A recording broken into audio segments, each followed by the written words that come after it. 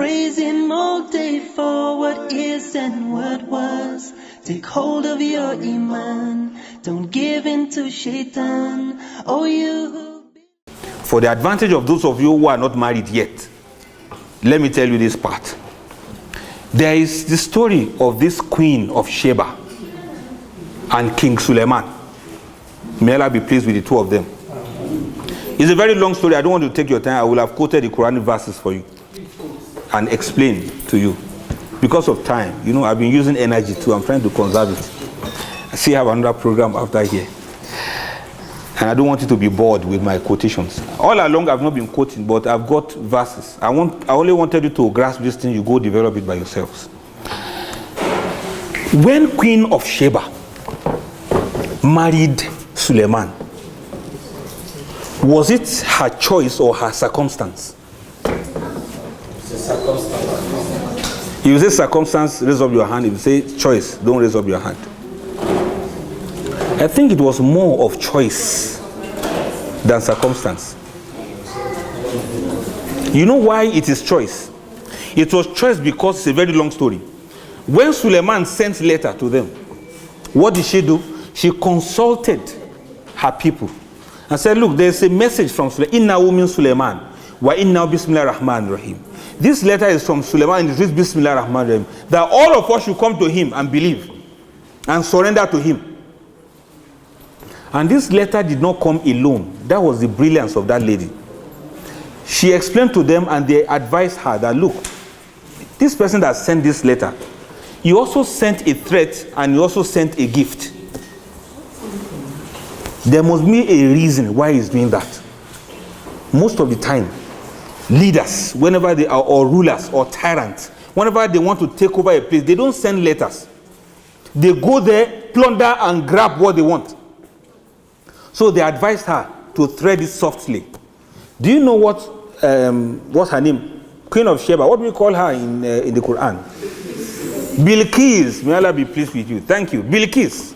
You know what Bilqis did? Bilqis sent a reply with gift. And when the gift got to Suleiman, Suleiman looked at it and said, this is a very smart one. But tell her, what do we need all of her gifts for? We are more than this that she's sending. All this gift is nothing. This is not the gift I want.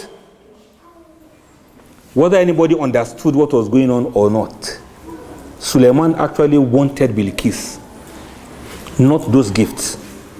Whether anybody understood what was happening or not, Bilqis was ready to surrender to Suleiman because she knows what it meant for this kind of a man that did not send soldiers but sent gift. This man wants something from us. And I think I want that man that wants this kind of thing from me. And when she eventually got to Suleiman, there was a very big welcome for her. And when she got to Suleiman, Suleiman said, I have a gift for you. For accepting Islam and accepting to marry me. The best gift I'm going to give to you.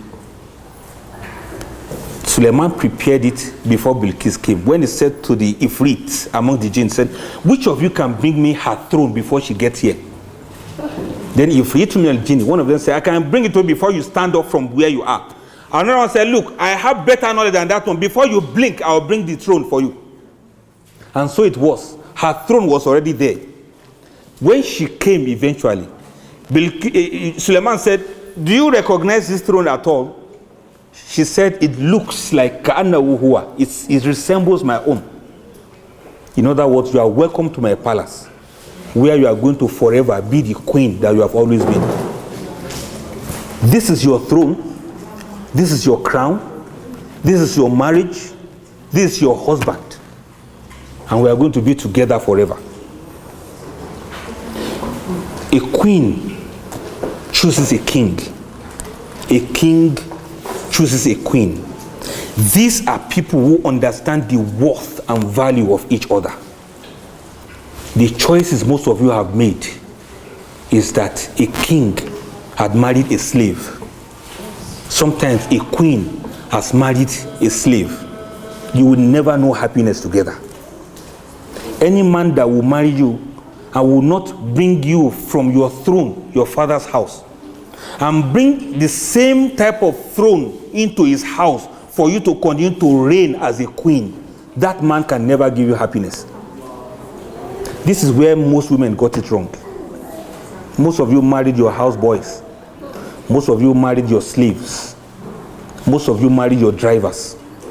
The way you treat your husband now, you treat him even worse than a cleaner in the house. The way you regard, when you are talking to about your husband, the way you talk about your husband, somebody will think is somebody who will sweep your toilet that you are talking about. Do you think you will ever be happy that way? You won't be happy. Suleiman knew what was good for her, and he was ready to give it to her. He could have said, with my wealth, let us design another throne for her. He said, no, that her throne is one. She will continue to be the queen that she is. Good men that are kings, they treat their wives like queens.